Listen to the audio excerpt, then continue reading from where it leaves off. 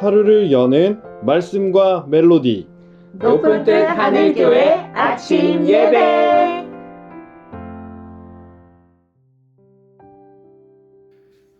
안녕하세요. 4월 25일 금요일 아침 성도님들께 인사드립니다. 모두 반갑습니다. 오늘 말씀은 민수기 15장 1절에서 21절까지의 말씀입니다. 모두 함께 말씀을 듣겠습니다.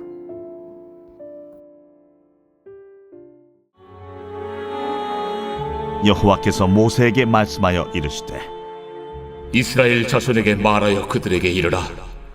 너희는 내가 주어 살게 할 땅에 들어가서 여호와께 화제나 번제나 소원을 갚는 제사나 낙헌제나 정한 절기제의 소나 양을 여호와께 향기롭게 드릴 때에 그러한 헌물을 드리는 자는 고운 가루 10분의 1에 기름 4분의 1 흰을 섞어 여호와께 소제로 드릴 것이며, 번제나 다른 제사로 드리는 제물이 어린 양이면 전제로 포도주 4분의 1 흰을 준비할 것이요, 순양이면 소제로 고운 가루 10분의 2에 기름 3분의 1 흰을 섞어 준비하고, 전제로 포도주 3분의 1 흰을 드려 여호와 앞에 향기롭게 할 것이요, 번제로나 소원을 갚는 제사로나 화목제로 수송아지를 예비하여 여호와께 드릴 때에는 소제로 고운 가루 10분의 3 에바에 기름 반 흰을 섞어 그 수송아지와 함께 드리고, 전제로 포도주 반 흰을 드려 여호와 앞에 향기로운 화제를 삼을지니라.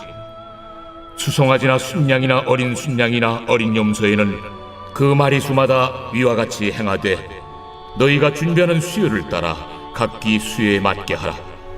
누구든지 본토 소생이 여호와께 향기로운 화제를 드릴 때에는 이 법대로 할 것이요, 너희 중에 거류하는 타국인이나 너희 중에 대대로 있는 자나 누구든지 여호와께 향기로운 화제를 드릴 때에는 너희가 하는 대로 그도 그리할 것이라.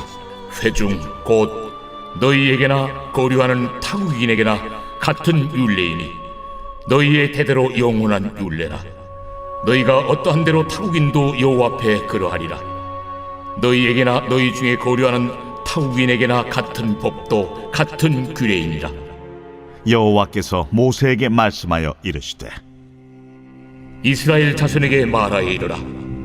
너희는 내가 인도하는 땅에 들어가거든 그 땅의 양식을 먹을 때에 여호와께 거제를 드리되 너희의 처음 익은 곡식 가루떡을 거제로 타작마당에 거제같이 들어드리라. 만화나 소설 장르 중에서 무협이라고 하는 장르가 있습니다. 안에 펼쳐지는 내용은 책마다 다르지만 내공을 쌓고 또 무술을 연마하고 강호라고 하는 세상으로 나가서 의와 협을 외치며 활보하는 내용이 주를 이룹니다. 그런데 많은 내용에서 주인공들은 나가서 큰 역경을 만난 후에 폐관수련이라는 것을 합니다. 세상과는 담을 쌓고 자신의 몸과 정신을 가다듬는 시간을 가지는 것이죠. 그리고 세상에 다시 나왔을 때에는 더 강한 모습을 가집니다. 이번 주는 민수기의 말씀을 함께 듣고 있습니다. 민수기의 이름을 직역하면 백성의 수를 헤아렸다라는 것이지만 히브리어로는 베미드바르라고 불리며 광야에서라는 뜻을 가집니다. 저는 이 이름이 더 잘 와닿는 것 같습니다. 광야에서. 백성들은 왜 광야로 갔나요? 그리고 광야에서 무엇을 했을까요? 가데스 바네아에서 거역한 후 이스라엘 백성은 38년을 광야에서 거하게 됩니다. 젖과 꿀이 흐르는 땅으로 들어가지 못한 채 말입니다. 이 장면을 그냥 보면 이스라엘이 하나님께 징벌을 당하는 고난과 역경의 시간으로 볼 수 있지만 또 다른 측면으로도 볼 수 있습니다. 바로 방금 이야기 드렸던 폐관수련과 같은 모습으로도 볼 수 있는 것이죠. 물론 맥락은 조금 다릅니다. 오늘 민수기 15장 1절에서 12절의 말씀을 보면 우리가 그냥 지나치기 쉬운 내용들이 나옵니다. 왜냐하면 나오는 내용이 제사법에 대한 것이기 때문입니다. 소제를 드릴 때에는 기름을 얼마나 넣고, 어린 양으로 드릴 때에는 어떻게 해야 하고, 또 포도주는 어떻게 부어드리고 하는 내용들이 등장합니다. 시험을 치는 것이 아니라 그냥 집에서 말씀을 읽는다면 크게 생각하지 않고 넘어가는 부분일지도 모르겠습니다. 그런데 이 제사법을 가만히 보면 흥미로운 문장이 등장합니다. 먼저 2절을 보면 너희는 내가 주어 살게 할 땅에 들어가서 라는 부분이 나옵니다. 그리고 18절에 너희는 내가 인도하는 땅에 들어가거든 이라는 구절이 나옵니다. 하나님은 아직 가나안에 들어가지 못한 백성들, 그러니까 광야에서 생활하고 있는 백성들에게 이 말씀을 주셨습니다. 이미 하나님은 들어갈 그 땅에서의 삶과 규칙들을 준비하셨다는 것입니다. 우리는 이 말씀을 통해 하나님의 마음을 느낄 수 있습니다. 이 가데스 바네아에서의 거역이 있은 후 광야 1세대는 갈렙과 여호수아를 제외하고 모두 가나안을 들어갈 수 없게 되었습니다. 광야라는 메마른 땅을 떠돌다가 죽게 될 운명이었습니다.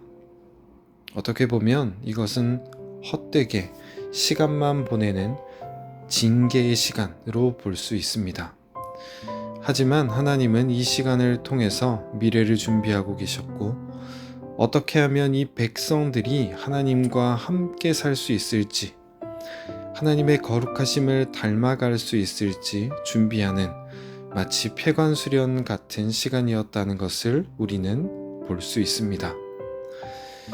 하나님은 어떻게 하나님께 예배해야 하는지 알려주셨습니다. 하나님이 누구인지도 잘 모르는 그들에게 어떻게 하면 하나님과 친밀하게 지낼 수 있는지, 하나님이 무엇을 원하시는지 직접 알려준 것입니다. 그러니 우리는 이 광야라는 공간을 단순한 징벌의 공간이 아니라 새롭게 준비되고 하나님의 은혜가 함께하는 공간으로 인식하는 것입니다. 이 지루해 보이는 율법이 다른 관점으로 보면 내가 반드시 너희를 그 땅에 들어가게 할 것이고 나에게 예배하는 내 백성이 될 것이라는 하나님의 의지를 담고 있는 것이기 때문입니다. 사랑하는 성도님들, 여러분의 삶은 어떠십니까? 혹시 광야와 같은 시간을 보내고 있지는 않습니까? 무의미한 것 같은 시간들을 보내고 있지는 않으십니까? 우리가 보내는 광야의 시간이 우리가 거룩함으로 채워지는 시간이 되기를 소망합니다. 그리고 오늘의 말씀을 붙잡고 하나님께서 내 삶 가운데 반드시 이루어 가실 선한 일이 있음을 믿으며 의지하기를 소망합니다. 그리고 내 삶이 광야에 있든 가나안에 있든 늘 온전히 서서 하나님을 붙잡고 예배하는 신앙인으로 살아갈 수 있기를 간절히 원합니다. 기도하겠습니다.